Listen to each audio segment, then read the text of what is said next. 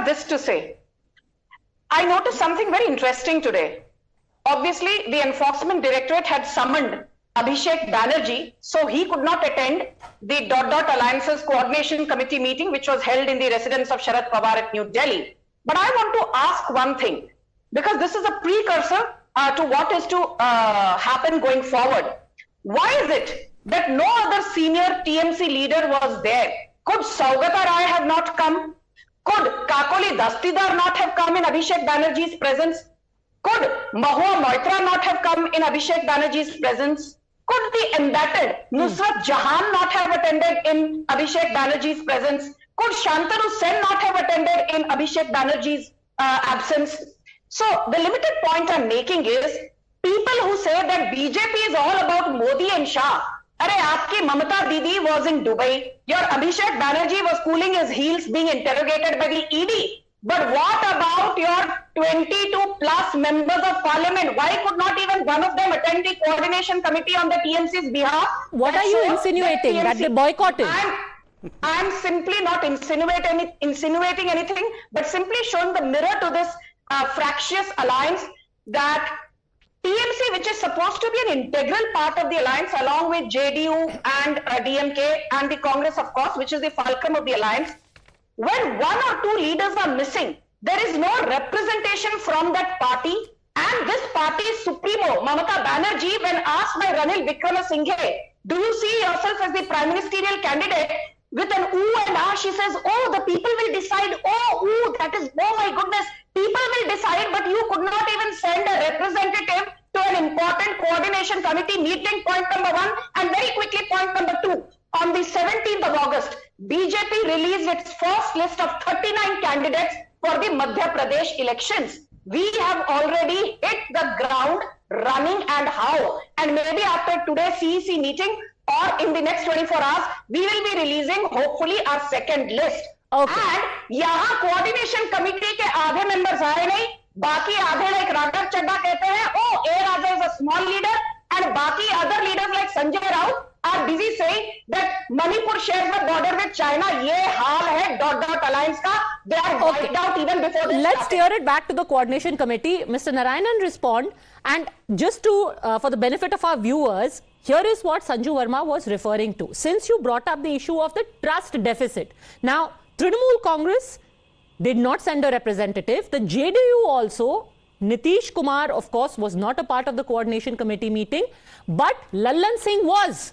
Lallan Singh decided to absent himself. Instead, they sent Sanjay Jha.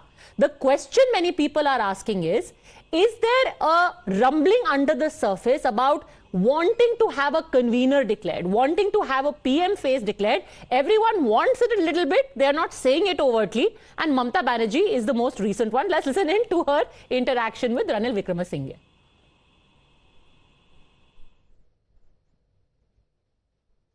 Can I ask you one question? Yes. Are you going to leave the opposition alliance? Oh my God. You're all wondering, huh? It depends on people, you know. Is she going to leave the opposition alliance? Sir, opposition may be position also. Madhava Narayanan, opposition may be in position, but who will fill up the position of Prime Minister? Seems that everyone wants it a little bit, not saying it overtly. Does that contribute to the trust deficit?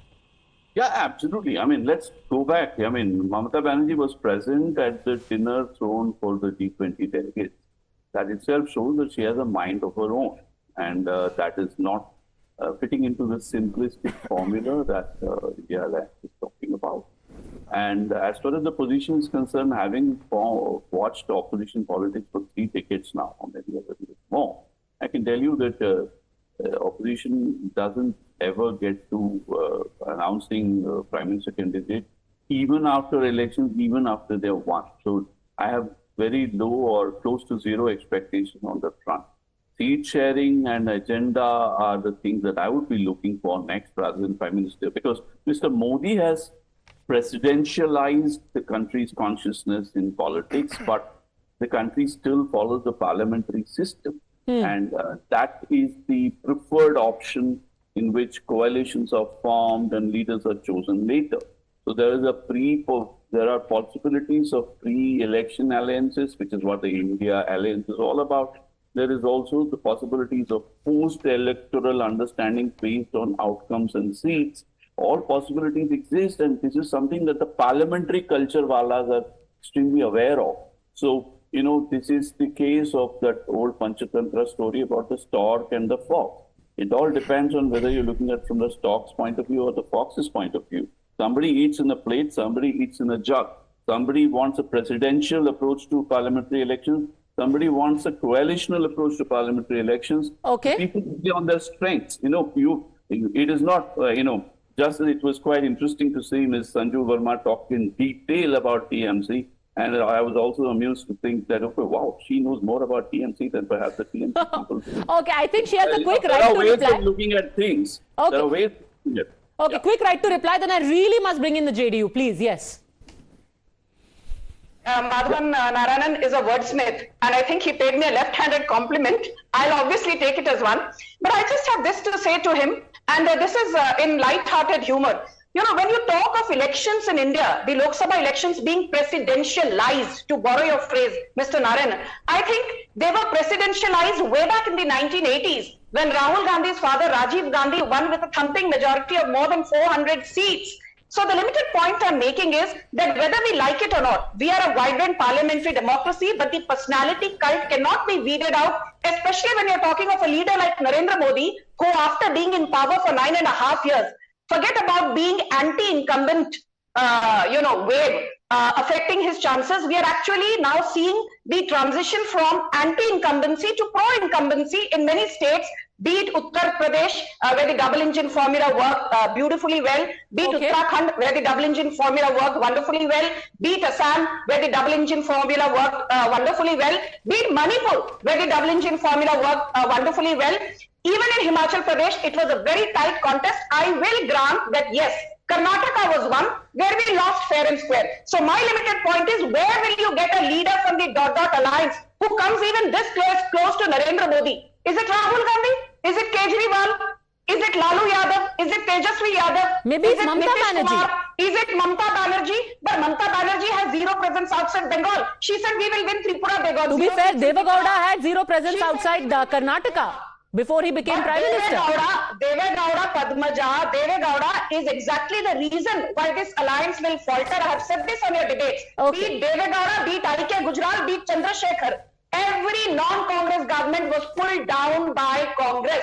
But Sanjuji, don't say uncharitable things about Devagowda. He's soon going to be allying with you very, very quickly. He's in Delhi. I can give an example, Padmaja, don't get me into trouble. I gave you an analogy. No, we don't want anyone to be stressed or in trouble. But let's move on to the next thing. Since we are talking about who wants to be Prime Minister, कौन बनेगा प्रधानमंत्री? परिमल जी, ममता जी कह रही हैं कि opposition जब position में आएगा तो लोग डिसाइड करेंगे. फिर नीतीश जी का क्या होगा? कल तो ललन सिंह जी कह रहे थे कि नीतीश जी है राष्ट्रीय नेता.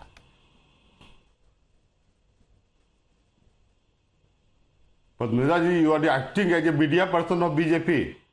अरे आप समझे? अभी पूरे डिबेट में आपने 70% समय बीजेपी के no why do you not give it time? I was sitting here since last particular 30 minutes. Sir, apologies because there are so many of you in team I.N.D.I.A that everyone needs to get a voice. No, this is why you invite other political parties. Either you are providing the time for BJP spokesperson or your political expert who act on states like the spokesperson of BJP. Okay. Actually, you see the you time. Hold on a second. Parimalji, hold on a second. Hold on a second. The journalists here who are on the panel, can I please have silence for 10 seconds?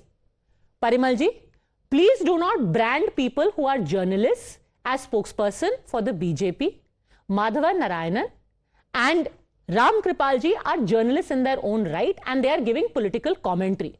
You want to say things about the BJP, the Congress, do that. Let's not please make personal comments about people who are analyzing, giving political analysis. I have had all of these spokespersons because you are an alliance of 28 parties. If you want all the time to speak, then you fight the elections alone. You are fighting with all of these parties together. They are all sitting over here and they all have a viewpoint.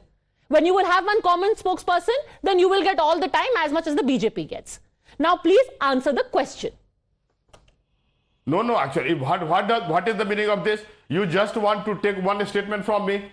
So whether I can pacify the state is the. Sir, don't you want Rajiv Rai to speak?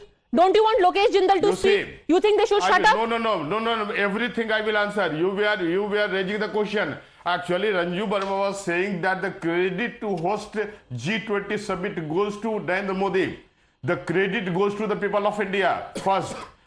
Narendra Modi is habituated to take the credit of every phenomena. Actually, you see, Chandrayaan 3rd was due to concerted effort of ISRO scientists, but he taken the credibility of this particularly. Again, Aditya L1 mission. This was also due to concerted effort of the scientists of ISRO, but again, BJP tried to take entire credibility. They neglected the contribution of scientists. This is the way in which the BJP is putting the particular factor before the people of India. You see, as far as the question of hosting of G20 is concerned, actually the place which was fixed for this particular phenomena was not due to the credibility of Narendra Modi. This is the convention there is a convention to host some type of meeting on rotational basis. That's why India got the opportunity to host this meeting first. And the credit to host this successfully is the pride for the nation, and the contribution goes to the entire people of India. Getting well now?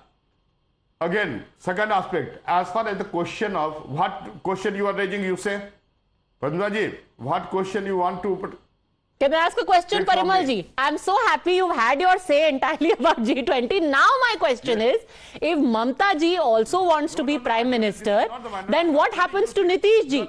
Because yesterday Lallan Singh ji said that Nitish ji is a leader of national stature. Where does that leave him with these competing ambitions? That's my question. You see, whether Indian Constitution adopted presidential form of the government, this is the first important aspect. Indian Constitution adopted Westminster model, that is cabinet form of the government. The issue is not who will be the prime ministerial face.